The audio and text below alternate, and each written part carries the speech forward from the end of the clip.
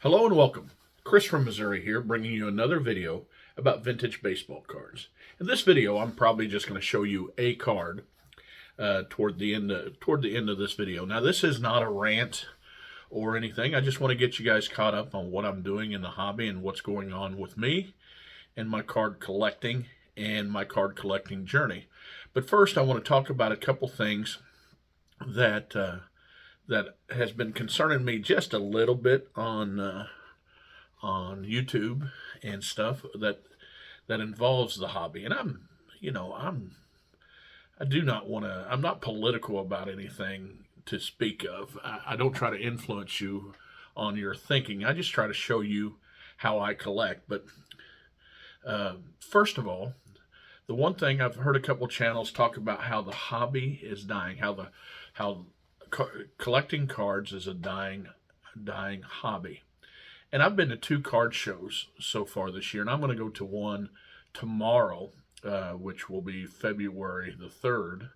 And I'm actually going to set up. But the two card shows that I've been to earlier this year, one was in St. Louis and one was in Kansas City. And they were busy. And people were lined up outside. The parking lots were full. Both were great shows. And to me, that's a sign that at least where I am at right now, where I live, the card collecting and trading is still booming. And just a little quick story. You know, my dad was a Baptist minister, and I got this from him, and it's kind of stuck in my head for a long time.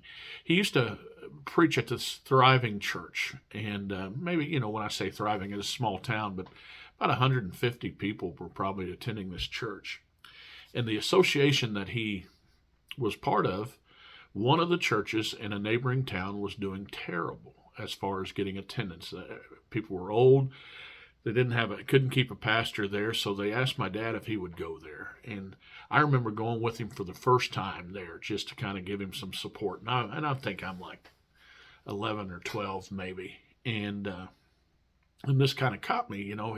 I'd been going to a church that 150 people would be there, and it had a Sunday school and different things like that. And then we went to this church, and there was 3 people that attended the church that day. I was the 4th.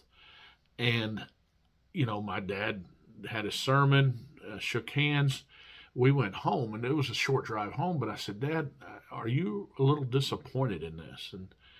And he said, no.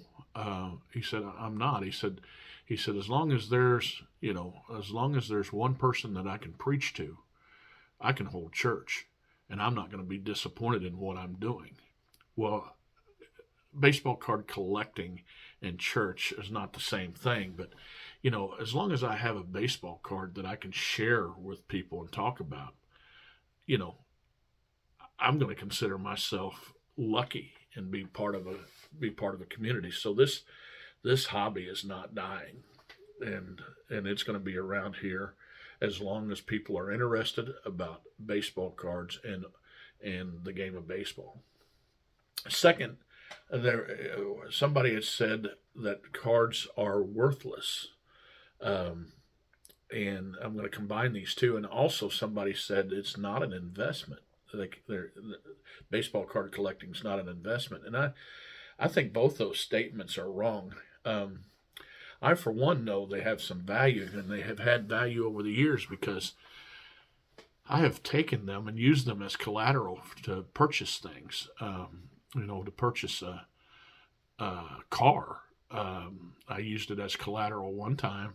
I've used it collateral on this one time to purchase my wife's wedding ring. And a bank collateral is something of value that you're going to forfeit if you don't pay your bill. And so a bank wouldn't have taken those cards had they not been valuable, because they just wouldn't. So they have value. Now, you can't eat it, you can't sleep under it, you can't wear it, but man, you can look at it and you can use it if you have the right stuff. You can use it as collateral to purchase things. And as far as an investment goes, yeah, how can it not be an investment? I mean, somebody's going to answer that, probably the way I don't want them to, but it might be a bad investment, but anytime you spend money on something and put time into something to hopefully that it becomes of more value, that's an investment. Now, again, it might be a bad investment, and I purchased Joe Charbonneau rookie cards in bulk at one time. That's the worst card investment I ever had. But I've also bought a 1956 Jackie Robinson for $10. That thing, I bought it. I already had one, but I bought it for $10, knowing that if I wanted to sell that thing someday, I was going to make money on it. So to me, that's an investment. But I'm not trying to influence you. I'm just trying to tell you how I'm thinking.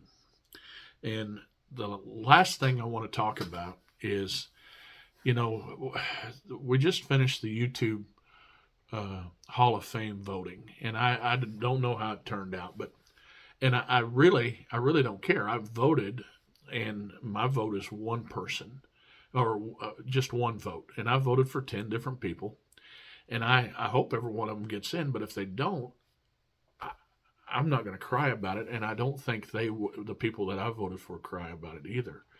But the thing that disappointed me a little bit, and again, I'll get over it. I mean, it's not that big a deal. I'm a 56-year-old guy. I'm not too worried about things that make me upset when it comes to baseball cards. But the thing that bothered me a little bit about the voting on YouTube, there was people that did their voting, and I think it's going to be a record year for voting, but I don't even know what that record year means. But there were some people that did videos voting for YouTube Hall of Famers that basically said they don't watch very many videos, or they don't have time to watch videos, and that kind of struck me a wrong way, especially if you hit, hey, please like and subscribe my channel. But I got that on some of them. Basically, it was in my mind thinking, hey, like and subscribe to my channel, but man, I'm not going to watch your stuff. I don't have time. I'm my stuff's too important, and that disappointed me a little bit.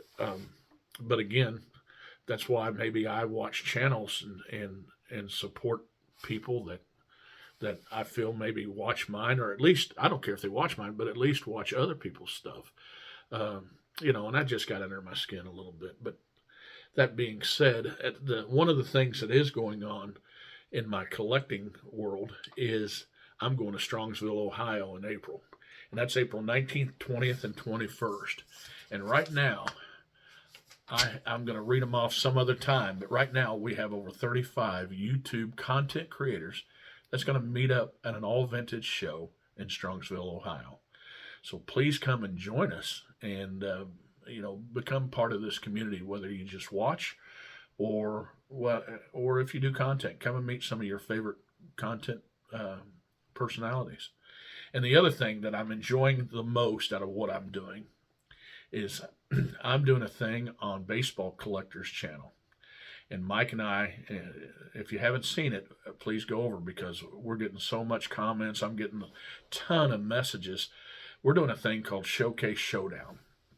And if you watch it, you can see that we're having fun.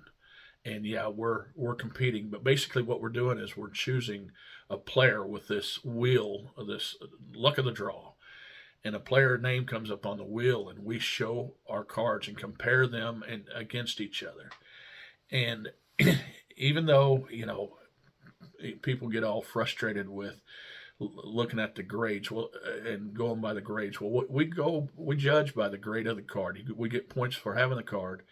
And then it's a contest between us, and it's just a way that we use to speed up the process about who has the highest grade. It's not who has the best card. That would be hard for us to decide, and it'd take too long to get an unbiased person to tell us. So we use the grade. But if you can stomach not hearing what the grade is on the card, tune in over there and just watch us have fun. And every once in a while we have somebody on. And our next one we have coming up is Nolan Ryan.